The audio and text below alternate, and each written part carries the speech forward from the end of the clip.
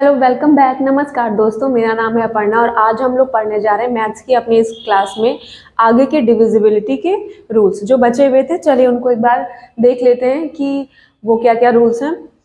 तो सबसे पहले हम पढ़ेंगे 8 से विभाज्यता के नियम के बारे में। तो 8 से विभाज्यता का नियम क्या कहता है, देखिए कि दी गई संख्या के, यानी जो संख्या दी गई है उसके अंतिम के 3 अंकों से, कहां से, अंतिम के 3 अंक से मिलकर बनी संख्या 8 से विभाजित हो। मतलब जो संख्या आपको दी गई हो और पूछा जाए कि बताइए ये 8 से विभाज्य है कि नहीं, तो आप क्या करेंगे, जो संख्या दी गई है उसके आखिरी के 3 अंक को पकड़ेंगे, ठीक है।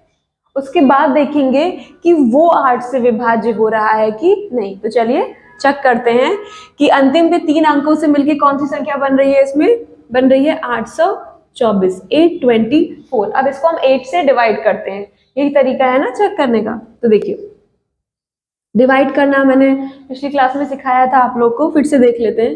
तो कितने टाइम जाएगा, एक बार जाएगा। अब देखिए ये 2 है यहाँ पे और यहाँ पे 8 है। 2 छोटा है तो हम क्या करेंगे, यहाँ पे 0 लिख देंगे और 4 उतार लेंगे। अब कितनी बार जाएगा, 8 की टेबल कितने टाइम्स पढ़े, 3 टाइम्स पढ़े, यानी 8 त्रिक 24। पूरा चला गया, कट गया पूरा, 0 शेषफल आया, 0 शेषफल आया। तो इस तरह हम कह सकते हैं कि ये संख्या जो है पूरी 8 से विभाज्य होगी। मतलब आखिरी की 3 संख्या पकड़िए और उनको 8 से डिवाइड करके देखिए, अगर वो पूरी तरह से डिवाइड हो रही है तो वो दी गई पूरी संख्या 8 से डिविजिबल होगी। अब पढ़ते हैं 9 से विभाज्यता के नियम। ये क्या कहता है कि दी गई संख्या के, जो दी गई संख्या है के सभी, क्या कह रहा है, सभी अंकों का योगफल 9 से विभाजित हो। मतलब जो भी संख्या आपको दी गई है उसके सभी अंकों को आप जोड़ लीजिए, सभी अंकों को जोड़ लीजिए और जो उससे संख्या आए, उनका जो भी योगफल आए, उससे जो संख्या है वो अगर 9 से विभाजित है तो संख्या क्या है, 9 से विभाज्य है। तो देख लेते हैं, इसमें आपको जो संख्या दी गई है उसके सभी अंक जोड़िए। कैसे जोड़ेंगे, 5 + 4 + 4 + 5। अब इसको जोड़ेंगे तो क्या आएगा, 5 में 4 जोड़ा 9, 9 4 13, 13 5 18।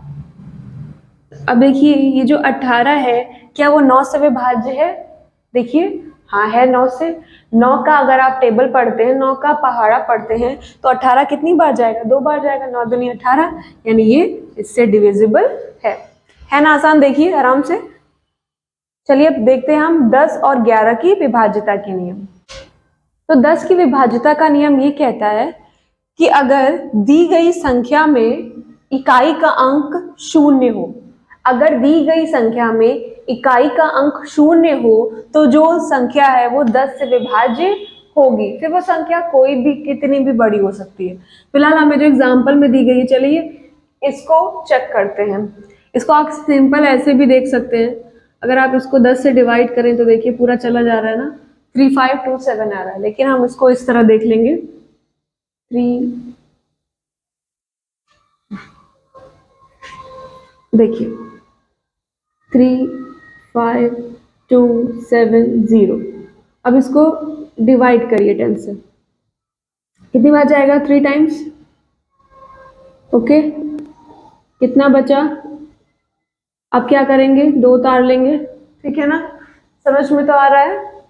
अभी कितनी बार जाएगा, 5 बार जाएगा, 10 बचे 50, कितना बचेगा आपका रिमाइंडर, 2। अब क्या उतारेंगे, 7 को उतार लेंगे, कितनी बार जाएगा, 2 बार जाएगा, 2 बार जाके कितना आएगा, 20।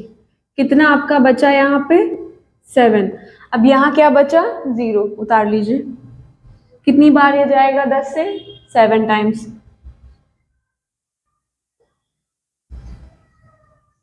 देखिए पूरा पूरा चला गया ना, रिमाइंडर कुछ बचा, शेषफल कुछ बचा, कुछ नहीं बचा। तो इस तरह हम कह सकते हैं ये जो दी गई संख्या है ये 10 से पूरी तरह विभाज्य है।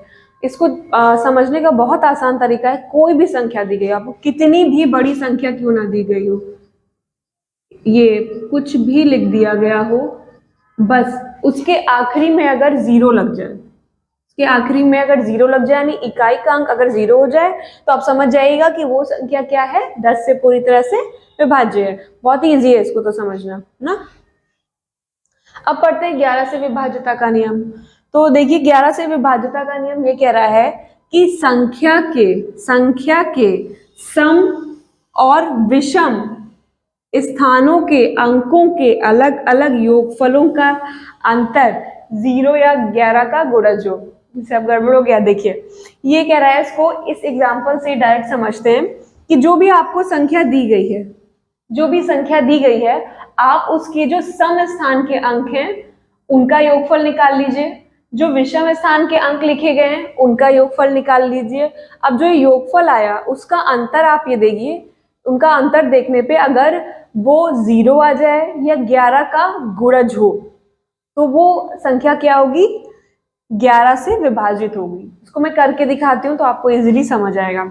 अब क्या कह रहा है ये कि सम स्थानों का के अंकों का योगफल और विषम, तो सम और विषम स्थान कैसे ढूंढेंगे पहले तो ये देख लेते हैं। आप किधर से भी स्टार्ट करिए, हम इधर से करते हैं। देखिए 1 2 3 4 5, ये 5 अंकों की संख्या है। हाँ, आप इधर से भी शुरू कर सकते हैं, 1 2 3 4 5, किधर से भी करिए। तो अब अगर आप देखेंगे, इधर वाले से करते हैं। अब अगर आप देखें तो एक इसमें से सम और विषम संख्याएं कौन सी हैं, वो तो मैंने पिछली क्लास में पढ़ाया, सबको पहचानना आता होगा। तो इसमें से 1 3 और 5 क्या है, विषम संख्याएं हैं, यानी इनके स्थान पे जो जो अंक लिखे हैं आप सबको लिख लीजिए।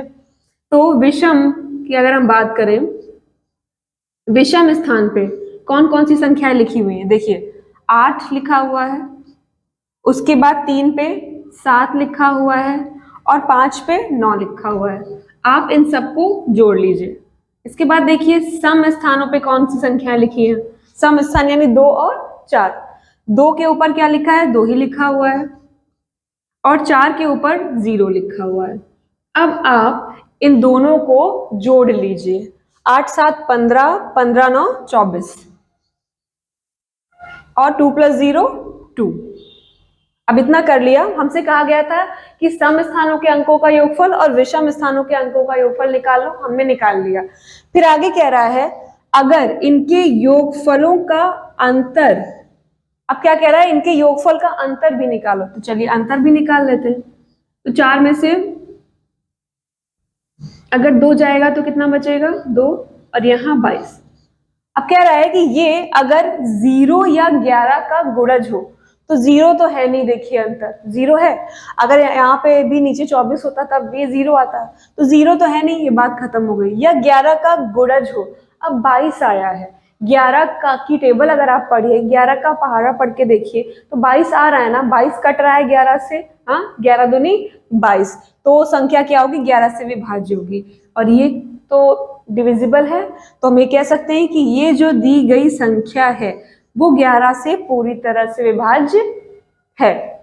अब चलिए पढ़ते हैं भिन्न यानी फ्रैक्शंस के बारे में कि ये क्या होती हैं और कितने प्रकार की होती हैं। तो देखिए भिन्न का मतलब क्या है, भिन्न या फ्रैक्शन वो जिन्हें p/q के रूप में लिखा जा सके। किस तरह लिखा जा सके, p/q के रूप में लिखा जा सके।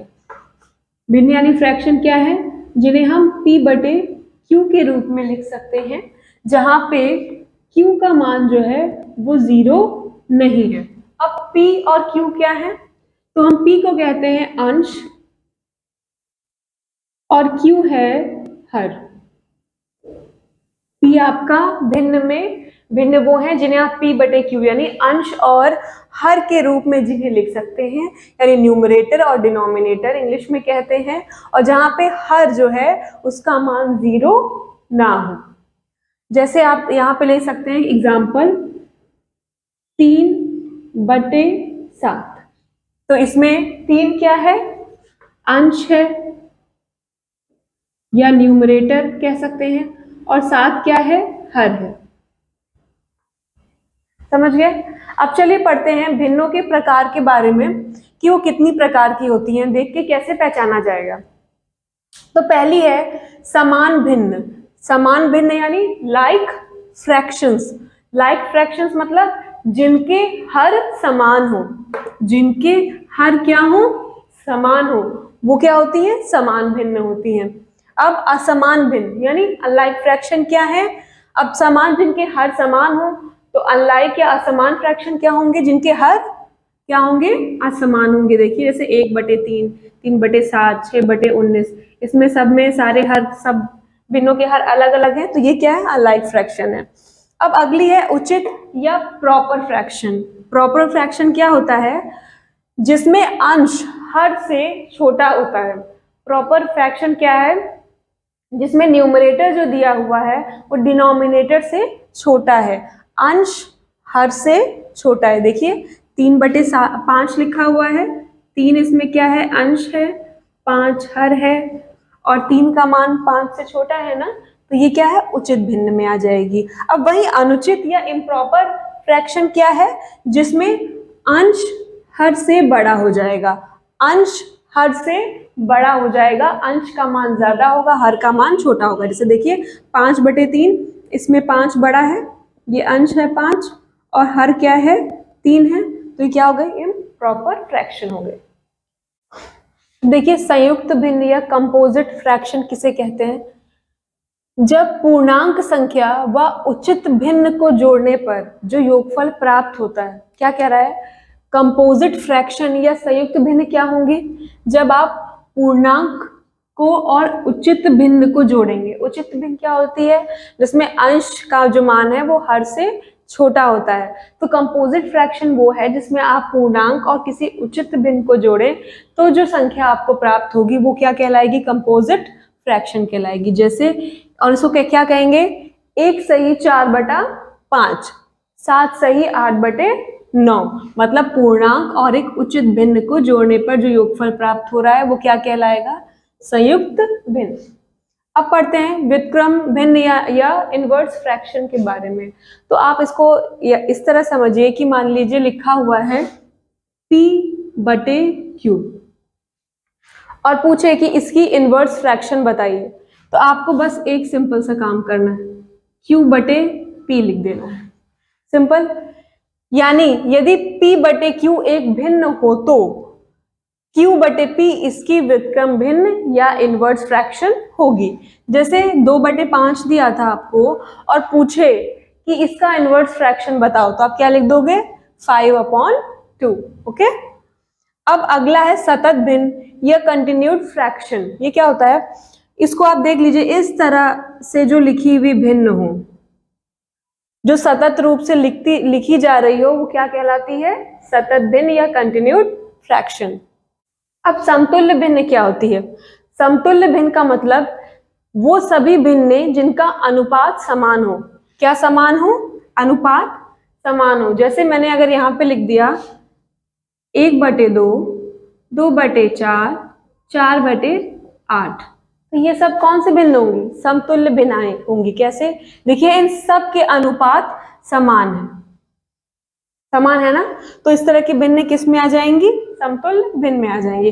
अरे इसको आप काटेंगे तो 1/2 ही आएगा, इसको भी काटेंगे तो 1/2 ही आएगा, तो उनके सारे अनुपात क्या है, समान है, रेशियो सेम है, तो ये किस में आएगा, समतुल्य भिन्न में आएगा। तो अगर आपको कोई पूछ ले, कोई सवाल आए और उसमें आपको करना हो कि दशमलव संख्या को भिन्न में बदलना हो, उसके बाद क्वेश्चन सॉल्व करना हो और आप नहीं कर पा रहे हो, तो क्या होगा, क्वेश्चन छूट जाएगा और आपने इसको सीखा नहीं होगा, सोच के ये तो बहुत बेसिक और मामूली सी चीज है, इसलिए इसको चलिए सीख लेते हैं।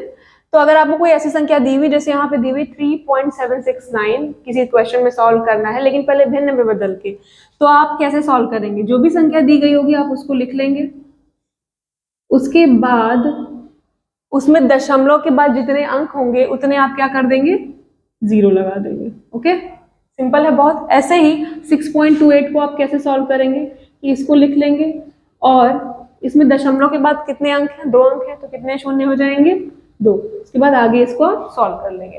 अब हम बात करते हैं सन्निकट मान या अप्रोक्सीमेट वैल्यू की। तो ये क्या होता है, जब भी कोई आपको संख्या दी गई हो, अगर आप उसकी रियल वैल्यू यानी यथार्थ वैल्यू ना लिख के उसके 1000 के निकट का मान लिख दें, तो वो क्या कहती है, क्या कहलाती है, उसकी अप्रोक्सीमेट वैल्यू या सन्निकट मान। जैसे हमको यहाँ दिया था 2879 यानी 2879। अब कोई हमसे अगर इसकी अप्रोक्सीमेट वैल्यू पूछे तो हम ये नहीं लिखेंगे, हम क्या लिखेंगे इसकी जगह पे ये, क्योंकि हम देखेंगे कि इसका हजार की तरफ का सबसे निकट मान कौन सा है। अब कोई कहेगा 2000 भी तो लिख सकते थे, नहीं 2000 बहुत पहले हो गया, ये इसके सबसे पास का मान अगर हम हजार की वैल्यू में देखें तो वो क्या आएगा, 3000 आएगा। तो इसी को हम कहते हैं किसी भी संख्या की अप्रोक्सीमेट वैल्यू या सन्निकट मान। तो हमारी क्लास का आज का सेशन यहीं पे ख़त्म होता है। आई होप आपको आज की पूरी क्लास समझ में आई होगी। अगर समझ में आई हो तो प्लीज़ इस वीडियो को लाइक कर दें, चैनल को सब्सक्राइब करें और अपने दोस्तों में, अपने फैमिली मेम्बर हर जगह शेयर करें वीडियो को, जिससे और ज़्यादा लोग इसको देख पाएँ, सीख पाएँ और जिस भी वजह से वो पढ़ाई कर रहे हैं उनका वो उद्देश्य पूरा हो सके, हम उसमें थोड़ी उनकी मदद कर सकें। तो हम आपसे मिलते हैं कल, तब तक आप सबको बेस्ट विशेस, अच्छे से पढ़ते रहिए। नमस्कार।